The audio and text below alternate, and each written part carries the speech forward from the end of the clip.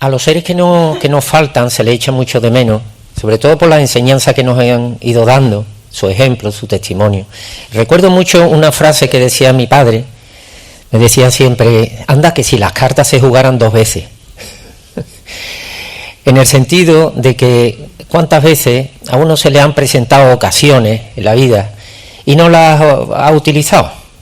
Se le ha pasado ese tren y luego te das cuenta del fallo, del error que has tenido. Ay, si volviese para atrás, si las cartas se jugaran 2 veces. Bueno, vamos a centrar la idea de hoy. Este comentario lo dejo ahí apartado porque más adelante lo retomaré.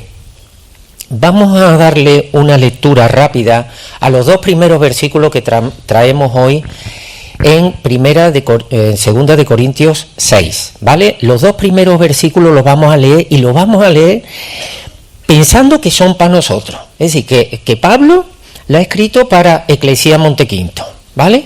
Y dice así: así pues, nosotros, está hablando Pablo y sus colaboradores, su gente, como colaboradores suyos, os exhortamos también, aquí a Montequinto, a que no recibáis en vano la gracia de Dios, porque dice, en tiempo aceptable te he oído, y en día de salvación te he socorrido. He aquí ahora el tiempo aceptable, he aquí ahora el día de salvación. Bueno, parece que se está dirigiendo a personas que no conocen al Señor. Personas que, como si hubiesen oído del Señor, pero aún estaban con dudas. Pero ¿qué ocurre? Que aquí ya en Montequinto Jesús es nuestro Señor y Salvador. Entonces, también para aquellos a los que Pablo se estaba dirigiendo, también eran hermanos en la fe, porque recuerdo que en el primer capítulo, en el versículo 8, los llama hermanos. Es decir, que esto que está escribiendo Pablo era ya para personas que habían aceptado a Jesús. Si le damos una lectura lenta y le damos vuelta a esto, como cuando uno se tiene que preparar un mensaje que le da una vuelta y le da otra y vuelve a leerlo y ahora lo deja y luego llega otra vez y lo coge y al día siguiente y otra vez empieza a darle vuelta, a rumiarlo. Si le damos una lectura más lenta nos encontramos varias cosas. Lo primero dice, somos colaboradores suyos. ¿A quién se está refiriendo? En el capítulo anterior, Pablo hace referencia a que la única posibilidad de acercarse a Dios Padre es a través del Hijo. Eso lo deja muy claro, Y en base a esto, a que Pablo y los suyos son colaboradores, se atreven a dar una serie de recomendaciones a los de Corinto. ¿Cuáles son esas recomendaciones que Pablo da? Mirad, en el versículo 3, ¿qué nos dice? Pues en el versículo 3, yo lo voy resumiendo, en el versículo 3 nos recuerda Pablo aquí que no seamos piedra de tropiezo, ¿vale? Que no seamos piedra de tropiezo. En el versículo del 11 al 13, no sé si lo tenemos por ahí, del 11 al 13 dice, nuestra boca se ha abierto a vosotros, oh Corintios, nuestro corazón se ha ensanchado, no estáis estrechos en nosotros, pero sí sois estrechos en vuestro propio corazón. Y dice en el siguiente, pues para corresponder del mismo modo, como a hijos hablo, ensanchaos también vosotros. Esto hace varias reuniones de oración atrás, nuestro hermano Pablo muy acertadamente lo traía como tema de oración, ensanchar vuestros corazones, en el sentido de dejar espacio al Espíritu Santo que está trabajando. Hay que dejar hueco, hay que dejar espacio. Y hay otra recomendación que da Pablo, lo tenemos en el versículo 14, lo resumo, no os unáis a yugo desigual, es algo que conocemos, ¿de acuerdo? Entonces hay una serie de recomendaciones que está dando Pablo a esta iglesia de Corinto porque se consideran que son colaboradores de Dios Padre y del Hijo, y por eso se atreven a dar estas recomendaciones. Son buenas recomendaciones. Hoy día estarían vigentes, cada una de ellas. Ensanchad vuestros corazones. Como decía el otro día, pedíamos en oración por ello. No seáis piedra de tropiezo. No os unáis en yugo desigual. Son cosas que conocemos y son recomendaciones buenas que están vigentes hoy día. Esto está escrito hace 2000 años, pues hoy día esto está vigente.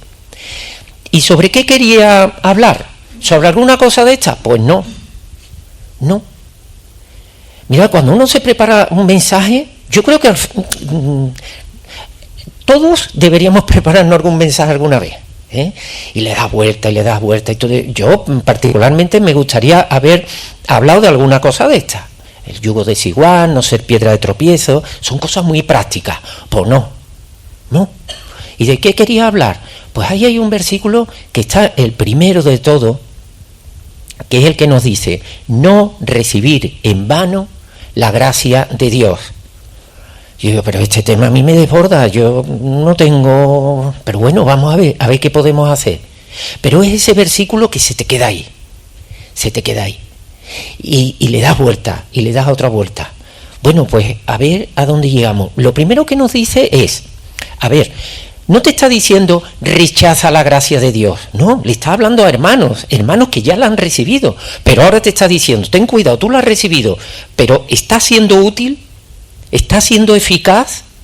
¿Está desempeñando la labor para la que lo has recibido?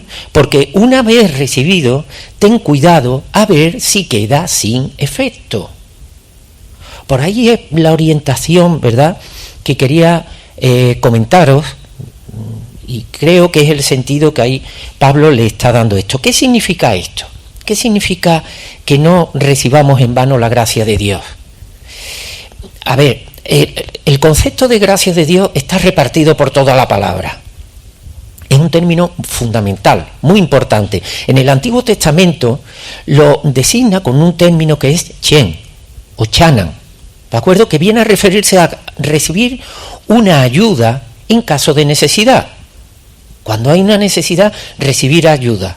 Ese es el concepto que está ahí. Nos lo encontramos, por ejemplo, en el Salmo 4, en el Salmo 4.1, donde dice el salmista, oye mi oración, por tus muchas misericordias, por la multitud de tus piedades, oye mi oración, respóndeme cuando a ti clamo, Dios de mi justicia, porque cuando yo estaba en angustia tú me hiciste ensanchar.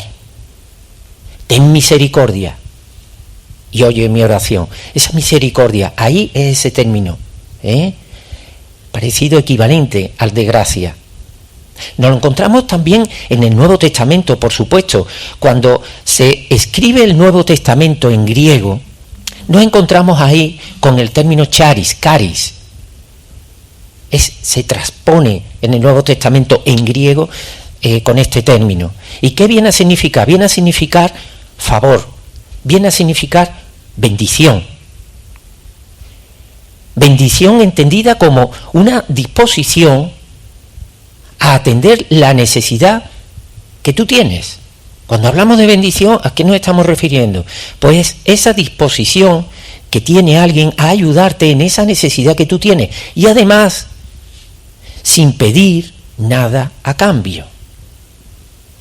Eso hoy día se cotiza, porque hoy día nos movemos todo por intereses. Yo te hago esto a ti, pero tú, ¿qué me haces a mí? Está como uno siempre esperando la devolución de ese favor. Como se suele decir, los favores se terminan pagando. Pero en el caso de Dios no es así.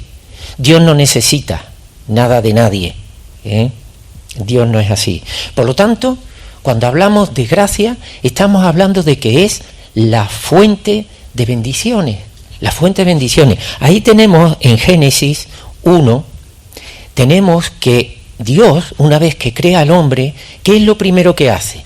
Lo bendice, lo bendice. Lo tenemos aquí en el versículo 27 del primer capítulo de Génesis.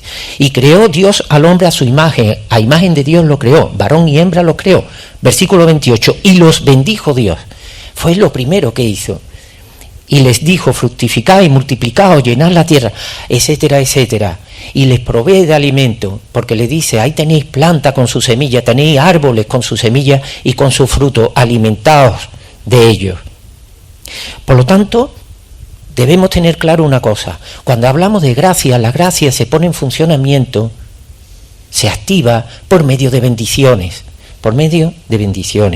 que insisto que viene a ser esa disposición favorable a atender a tus necesidades sin pedir nada a cambio. Qué bueno. Pero volviendo a la exhortación que hace Pablo, a esta advertencia que va haciendo Pablo de no recibir en vano la gracia. Quería compartir con ustedes 3 versículos, pero de manera muy rápida, no hace falta ni ponerlo aquí. 3 versículos que a ver si los vamos enlazando uno con otro. A ver, en Juan 1:17 nos dice, la ley por medio de Moisés fue dada, ¿vale? Pero la gracia y la verdad vinieron por medio de ¿quién? ¿Por quién vino la gracia y la verdad? Por medio de Jesucristo. ¿De acuerdo? Entonces, la gracia nos llega por medio de Jesucristo. Efesios 2:8, porque por gracia sois salvos por medio de ¿qué? De la fe. Entonces, Cristo, tenemos la gracia y tenemos la fe. Y hay otro versículo que nos lo encontramos ahí en Gálatas 3:26, donde se nos dice, al recibir esta fe, somos considerados como hijos de Dios. Tenemos Jesucristo, la gracia, hijos de Dios. Ahí lo tenemos, la secuencia. Jesucristo, gracia, fe, hijos de Dios. Esa es la secuencia. Debe quedarnos claro, hermanos, que la gracia es la que nos proporciona la gran bendición. ¿Y cuál es la bendición? La fe.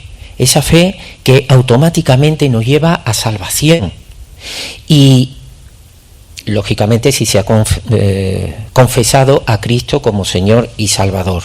Así que, además, podemos decir que estamos seguros de no perderla. Esa condición no la perdemos, porque sabemos que Dios no es hombre para que mienta, ni hijo de hombre para que se arrepienta. Números 23 nos lo dice. La pregunta es, ¿por qué puede quedar sin efecto la gracia de Dios? ¿Por qué puede quedar sin efecto la gracia de Dios? Esa gracia de Dios que pone a disposición de sus hijos. Porque si una de las consecuencias de la gracia son las bendiciones, si la gracia pierde efecto, perdemos las bendiciones. Una cosa llevaría a la otra. ¿Cuántas bendiciones del Señor nos hemos perdido? ¿Cuántas bendiciones nos hemos perdido? Es una pregunta que me ronda mucho en la cabeza. ¿Cuántas cosas me estoy perdiendo? El Señor las pone por delante. ¿Y cuántas me estoy perdiendo? ¿Cuántas de esas cosas buenas que el Señor está dispuesto a concederme me estoy perdiendo? ¿Cuántas de ellas? Mirad, sobre la nulidad, por así decirlo, de la gracia de Dios, hay otros pasajes que nos podemos encontrar a lo largo de la palabra de Dios. En Gálatas, si está por ahí, Gálatas capítulo 5 y versículo 4, nos encontramos lo siguiente: de Cristo os desligasteis, los que por la ley os justificáis de la gracia que pone aquí. Habéis caído, habéis perdido. ¿Qué ocurre? Que cuando escribe a los Gálatas le está diciendo, hermanos, estáis intentando cumplir los mandamientos a base de esfuerzo por vuestra propia carne, por vuestra propia esfuerzo, por vuestro sacrificio, y os lo estáis perdiendo. Os lo estáis perdiendo. Habéis caído, nos dice aquí, de la gracia. Un pasaje, en cierto modo, parecido al versículo que estamos comentando. No recibáis en vano la gracia de Dios. De hecho, un poco más adelante nos dice, a raíz de lo que José Antonio está comentando, porque estando en Cristo Jesús, ni la circuncisión es algo, ni la incircuncisión, sino la fe que obra por el amor. Hay otros pasajes que nos lo encontramos también en Hebreos 3, en Hebreos 4, en Hebreos 12, que algunos comentaremos más adelante. Entonces, aquí, por ejemplo, los Gálatas, por el tema de tanto legalismo judaizante, estaban perdiendo la gracia de Dios, estaban perdiendo sus bendiciones. Pero claro, cuando Pablo escribe a los de Corinto, el problema no era ese. El problema de la iglesia de Corinto ya lo hemos comentado muchas veces, muchos problemas internos, casos de inmoralidad, casos de mala interpretación de la palabra.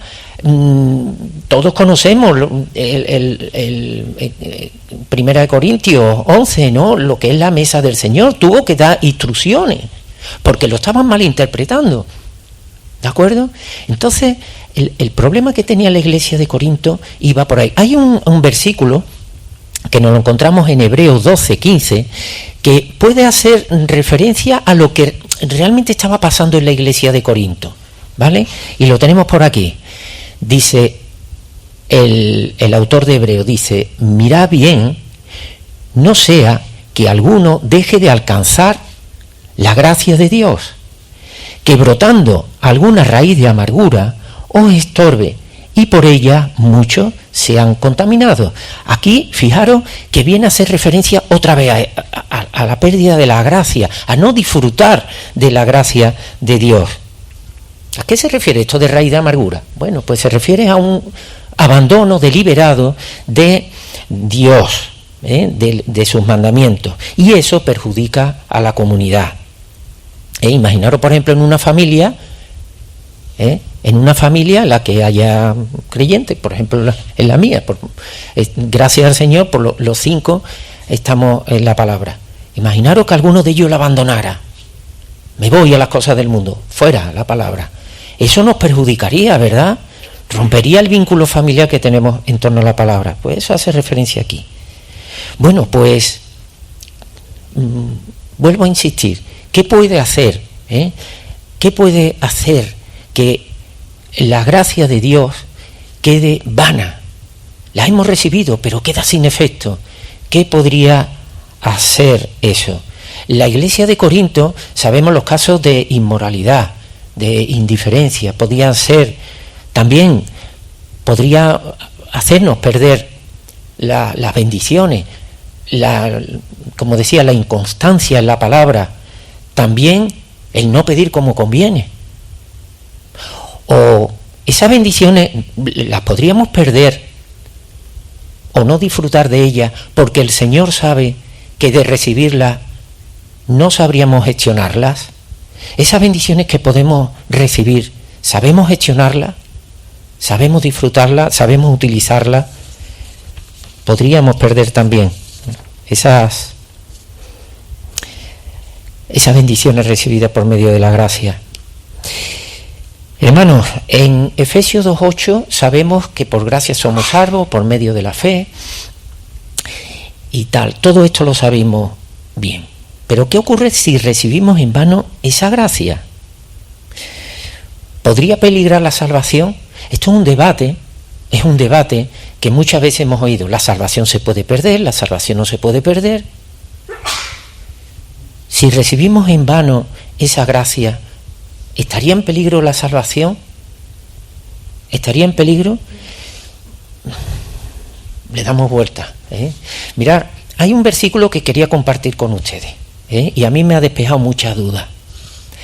Nos lo encontramos en Hebreos 12, y por favor, Miriam, ¿está ahí la diapositiva esa? Hemos leído antes un versículo, a ver cómo se ve aquí. El versículo que hemos leído antes, esto es una foto que he hecho de mi Biblia y una foto que he hecho de el Nuevo Testamento interlineal de Francisco La Cueva. ¿Qué dice nuestra Biblia? Dice: mirad bien, no sea que alguno deje de alcanzar la gracia de Dios. Este versículo, deje de alcanzar la gracia de Dios. Entonces, si no alcanzo la gracia de Dios, no me llega la fe. Y si no me llega la fe, no soy hijo de Dios. Es una cosa que remueve, ¿verdad? Sigue diciendo que brotando alguna raíz de amargura, en fin, lo que acabo de decir. Pero ¿qué es lo que viene en el original griego. Nos dice, vigilando de continuo para que nadie esté falto de la gracia de Dios. Y sigue diciendo lo de raíz de amargura. Insisto, vigilando de continuo, es decir, lo que está avisando aquí a Pablo a la iglesia de Corinto es que tengan cuidado, porque la recepción de esa gracia es un proceso continuo. No es, aquí tienes la gracia y se acabó. Eres hecho hijo de Dios y se acabó. Disfruta de ella y ya ahí la tienes en una gran abundancia. No. Lo que te está diciendo es que vigila continuamente. Está alerta continuamente. Porque es verdad que Dios te concede esa gracia, te da la fe, confiesas al Señor, pero ¿y ahora qué? El proceso es continuo, es un trabajo continuo de tiempo. Es algo que se prolonga a lo largo de los días. Cuando se recibe al Señor como Salvador, el sello del Espíritu Santo es irreversible, pero la advertencia es clara: la recepción de las bendiciones por gracia es un proceso constante. No recibes toda la gracia de una vez y ya se acabó, como el que recibe una cantidad de dinero, ahí lo tiene y gástalo cuanto pueda. No, va a ser poco a poco. Hay un versículo que también quería comentaros en relación a esto, y nos lo encontramos en Juan 1, los versículos del 14 al 16, y dice así: y aquel Verbo fue hecho carne y habitó entre nosotros, y vimos su gloria como del unigénito del Padre, lleno de gracia y de verdad. Y fijaros lo que dice ahora: Juan dio testimonio de él, Juan el Bautista, y clamó diciendo: este es de quien yo decía, hablando de Jesús, el que viene después de mí, y es antes de mí, porque era primero que yo. Y el siguiente versículo: porque de su plenitud tomamos todos. ¿Y qué dice? Y gracia sobre gracia, una siguiente y otra y otra y otra.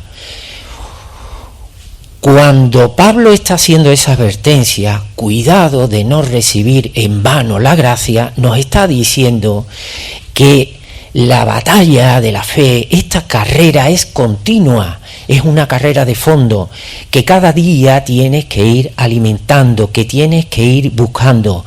¿Cuántas bendiciones hemos podido perder?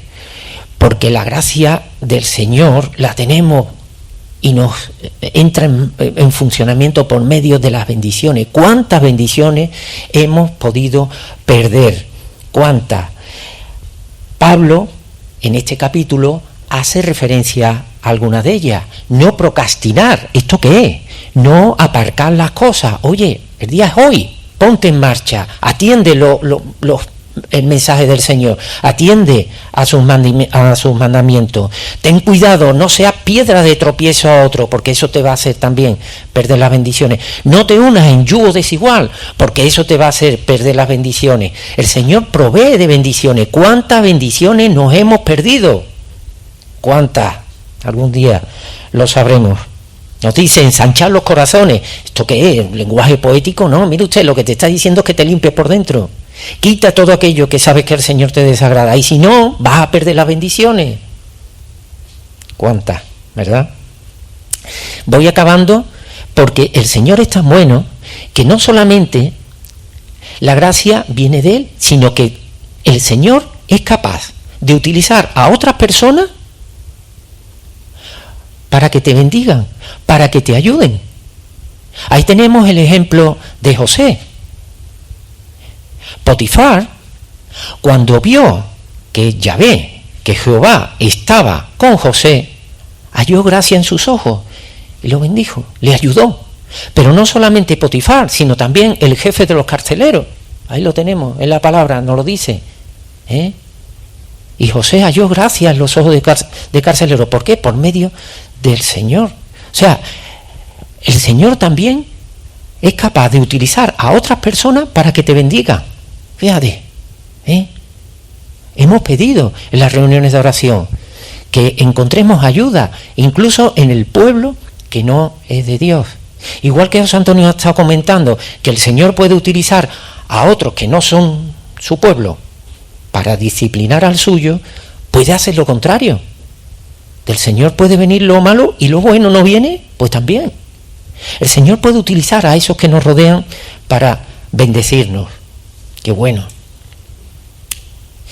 En Proverbios 3, donde se nos dice: nunca se aparten de ti la misericordia y la verdad, átala a tu cuello, escríbela a la tabla de tu corazón y hallarás gracia ante los ojos de Dios y de los hombres.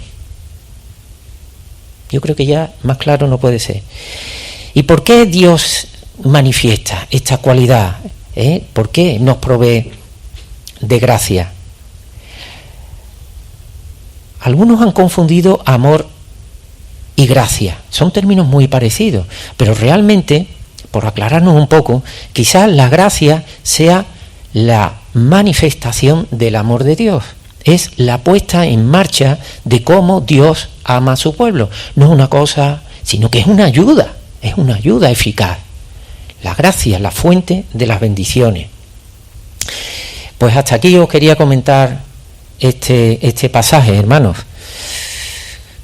Hay otros muchos versículos que tenemos en este capítulo, pero yo no sé por qué me he enganchado con este. Es complicado, tiene mucha enjundia, pero no nos olvidemos una cosa. La gracia, por gracia somos salvos.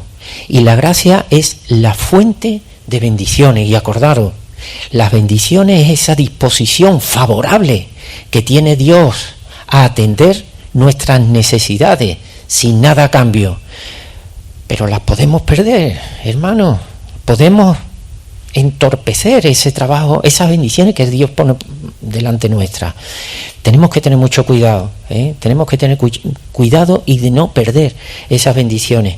Pues acabo como Pablo también comienza o finaliza también muchas de sus cartas.